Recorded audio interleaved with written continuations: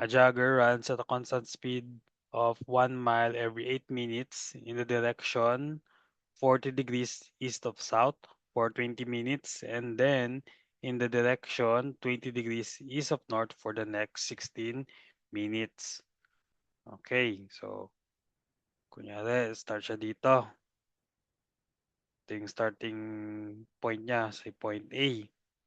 Tapos sumakbo siya na direction niya, may bearing tayo na pa-south na 40 degrees. Yan. Yan. Tapos lumiko naman siya pa north east naman na 20 degrees na 16 minutes lang. Ito 20 minutes tas ito 16 minutes na 20 degrees.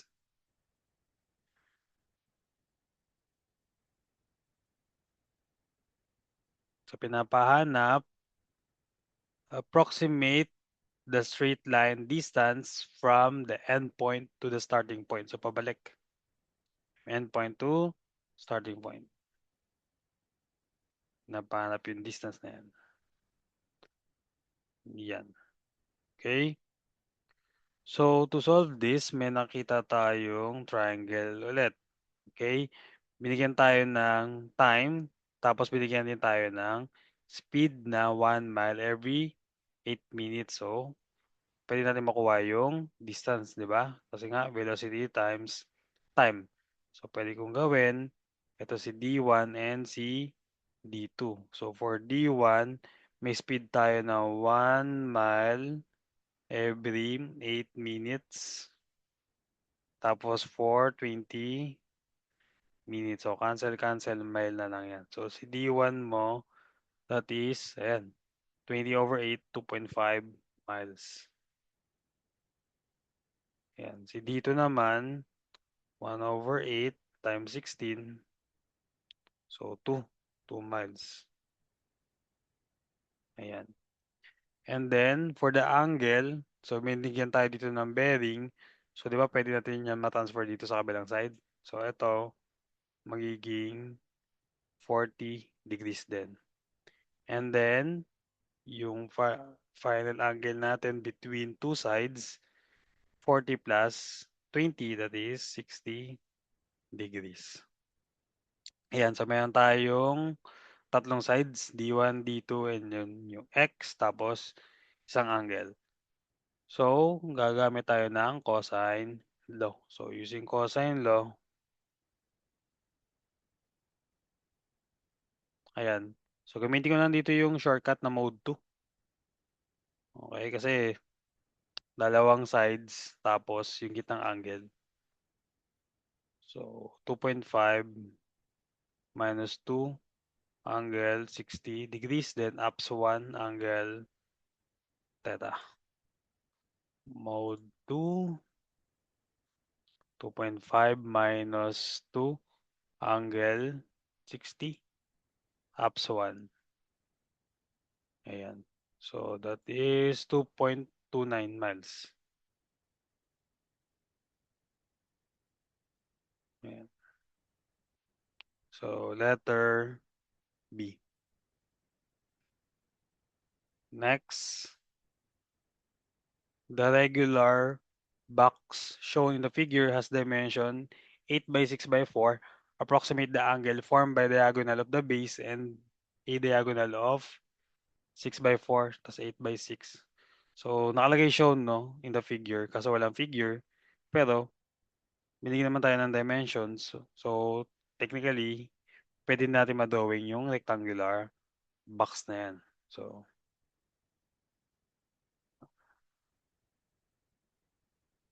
ayan. Nilakihan ko na lang yung drawing, no, para mas kita natin. Ayan. Let's copy ko to.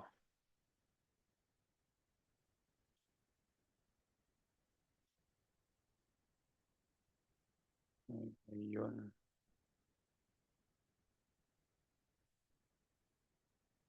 Ayan. Ayan.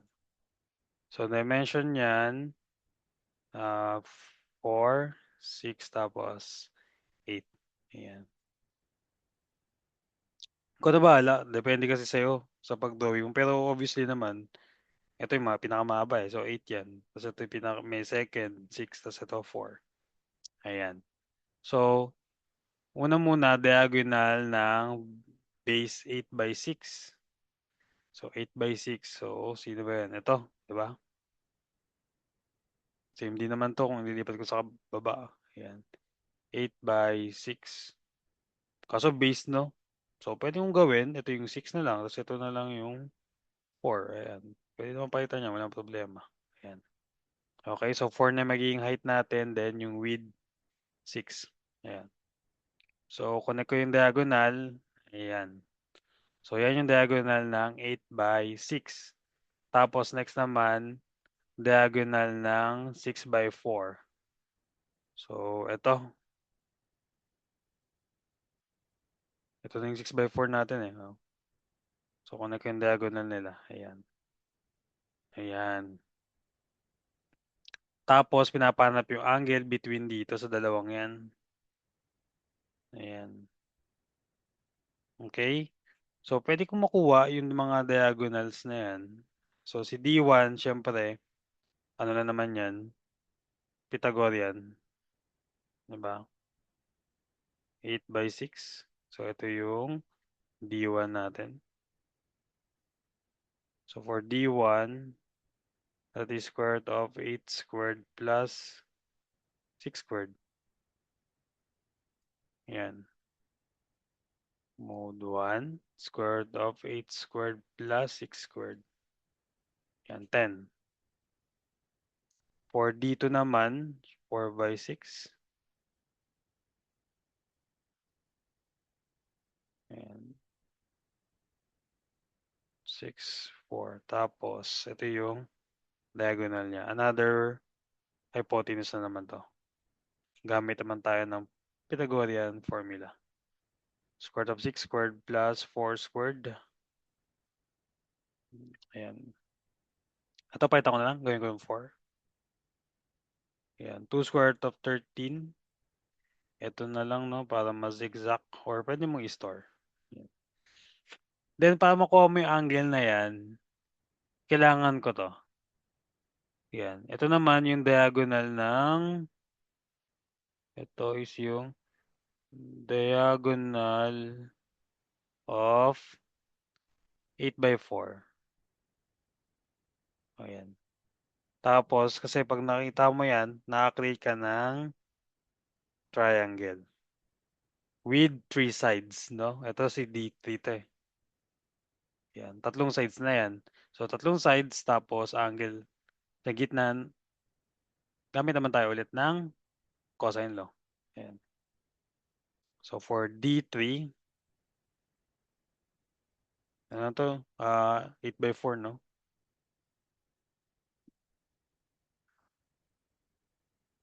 Yan. So, palitan ko to, gawin kong 8. Yan, 4 square root of 5. Ayan. Then, using cosine law, ito hindi na to pwede ma-mode 2 kasi angle naman yung hinahanap. So, ang nasa tapat ng angle natin, itong D3. So, si D3 yung nasa labas. So, 4 square root of 5, magkalimutan yung squared, is equals to, dalawang side, 10 squared plus 2 square root of 13 squared minus 2 times 10 times 2 square root of 13 cosine yung angle natin. Sabihin natin theta na lang. Cosine theta. So, solve for theta. So, 4 square root of 5 squared is equals to 10 squared plus 2 square root of 13 squared minus 2 times 10 times 2 square root of 13. Yan. Then times cosine alpha x. Shift solve. hinahanap si x. So, pili ko yung nasa choices lang banda, 50. Para madali mag-process. Ayan, 60.05 or 60.1. Yan, degrees. So, letter C. Next, a rhombus has sides of length 100 centimeters and the angle at one of the vertices is 70 degrees. Approximate the length of the longer diagonal. So, pag sinabing rhombus, equal sides, pang square siya. No? Pero, hindi 90 degree yung vertex. So, ito, pare-pares lang yan na 100 cm. Yan. So, ang isang given pala, 70 degrees. So, ito, 70 degrees. Pinapahanap yung longer diagonal. So, dalawa kasi yung diagonal niyan. Ito, so, tawagin natin D1, tapos ito yung D2. So, yung longer, syempre, ito yung red. Bakit? Kasi mas malaki yung angle na katapat niyan. Si D1, ito yung shorter. Kasi, mas maliit na angle lang. No? So, alam naman natin, itong dalawang to is supplementary angle. So, that is 110 degrees. No? 180 yan pag pinag-add dapat.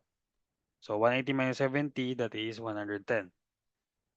So, ang hinahanap is yung diagonal. Ayan. So, meron tayong dalawang sides. Ito. Yung diagonal mo. Ayan.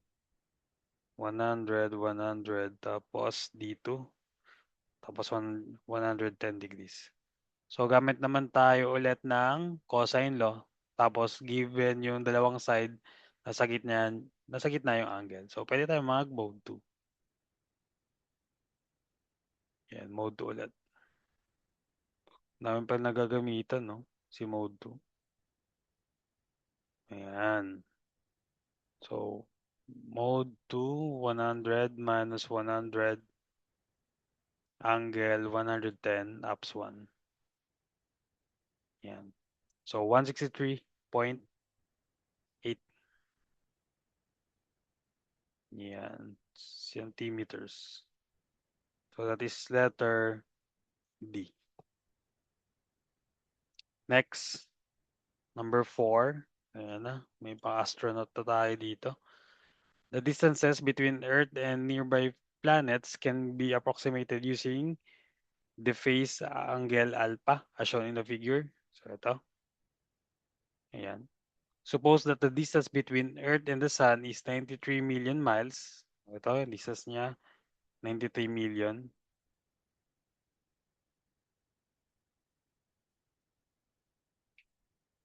Then, and the distance between Venus and the Sun is 67 million. So, ito naman si Venus, tsaka si Sun.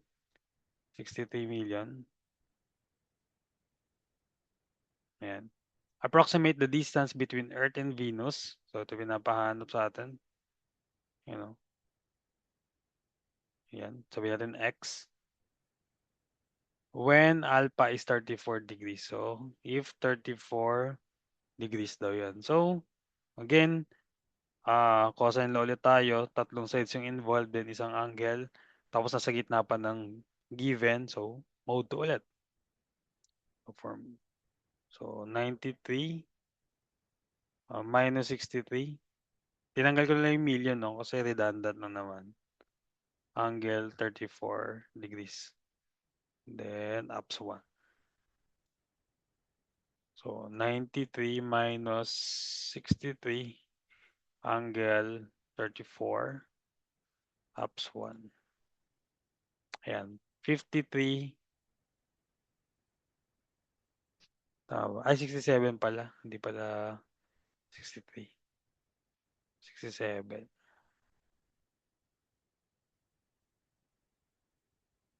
Kaya pala medyo off siya. Yan. Ay, ulit. 93 minus 67 angle 34 ups 1. Yan. 52.98 or approximately 53 million miles. Yan. Letter C. Okay. Number 5. A cruise ship sets a course 47 east of north from an island to a port on the mainland, which is 150 miles away. After moving through strong currents, the ship is off course at a position P that is 33 degrees east of north and 80 miles from the island. Approximately how far is the ship from the port? So una muna tumakbo nga yung ating barko na may angle from island to port. So ito sabihin natin, ito si island. Tapos papuntang port, no? So northeast yung direction nila. Yan, northeast. Northeast. Yan, 47. 150. Yan.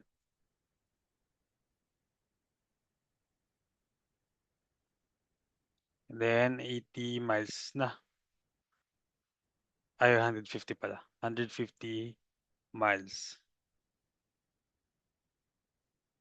Ayan. Ito yung ating port.